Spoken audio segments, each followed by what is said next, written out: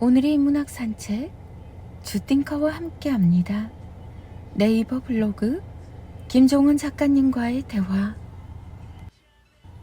농담을 왜 다큐로 봤나 라는 말을 인생에서 지우자. 자신의 잘못을 회피할 때 주로 이런 말을 사용한다. 너는 농담을 왜 진지하게 다큐로 봤냐?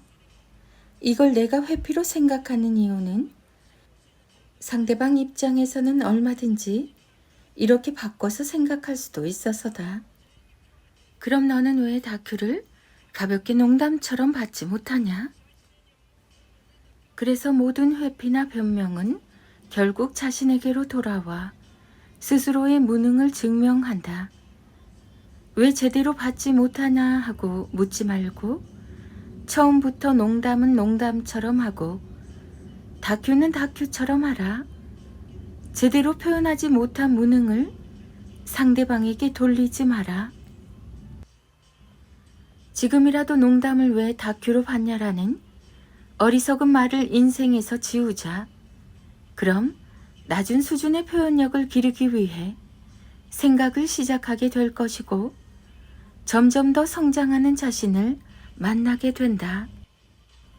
읽고 필사하면 40 이후 생각의 크기가 커지는 글. 1. 처음에는 인지하지 못하지만 반복해서 긍정적인 사고를 유지하면 결국 우리는 자신이 상상하는 대로 성장한다. 2. 다른 사람이 되려고 하지 마라. 그건 매우 힘들거나 불가능한 일이다. 다만 자신을 유지하며 지금보다 더 큰 사람이 되라. 3.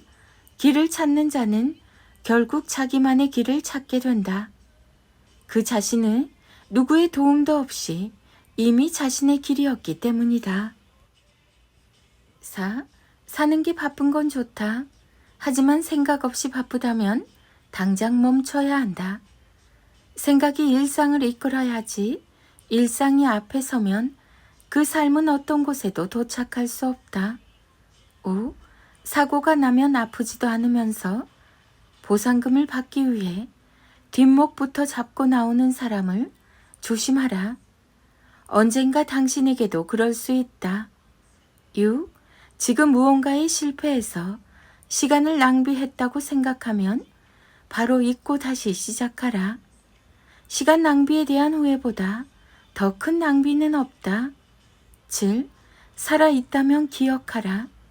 내가 살아있는 한 희망은 존재한다. 사는 동안 나는 무엇이든 해낼 수도 있고 지킬 수도 있다. 모든 나쁜 버릇에서 벗어나게 만드는 한마디의 힘. 초등학교 시절 나도 모르게 다리를 떠는 버릇을 갖게 되었다.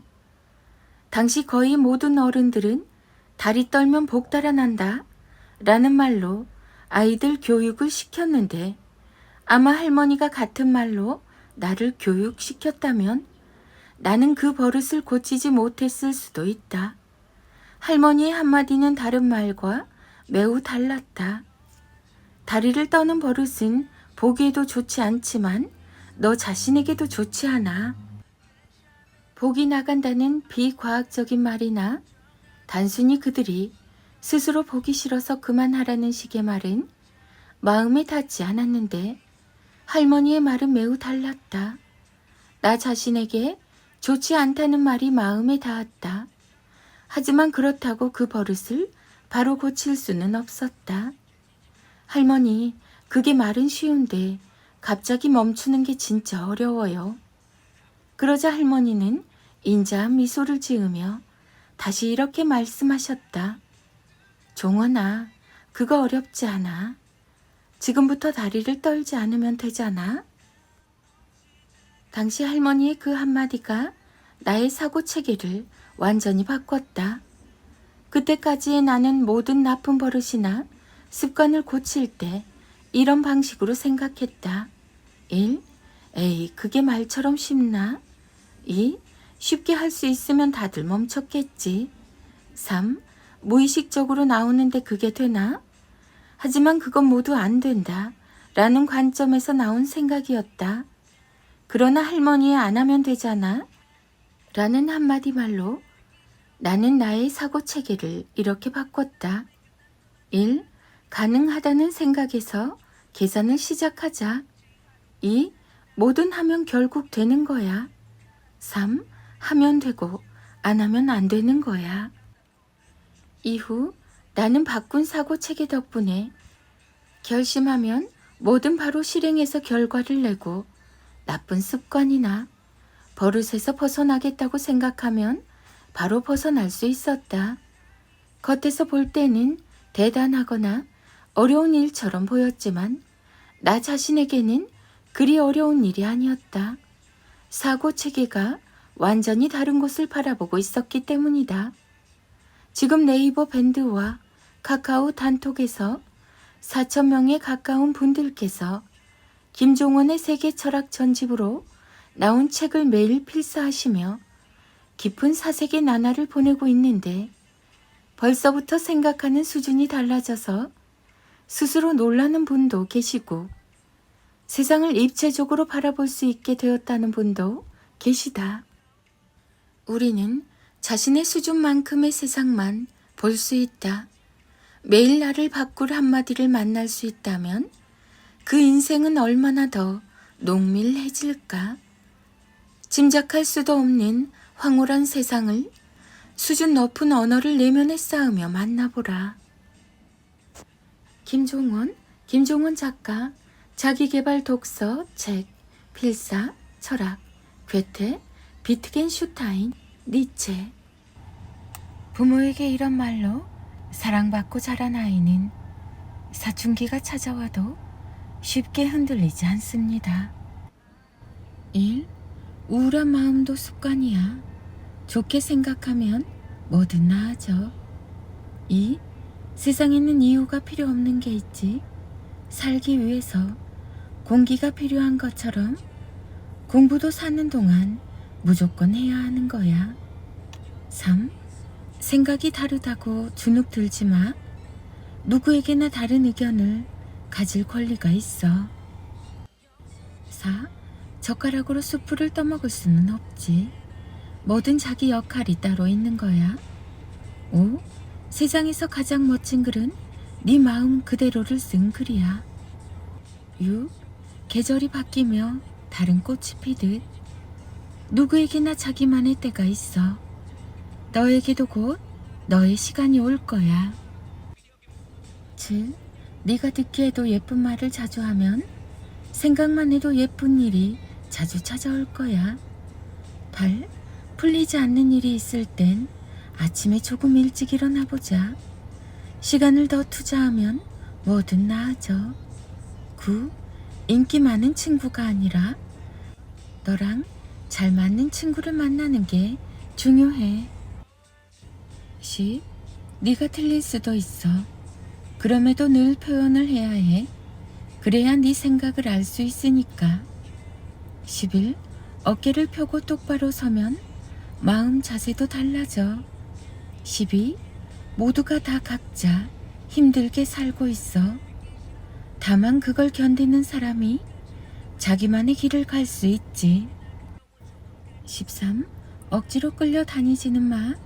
널 지키는 관계가 가장 우선이야. 14.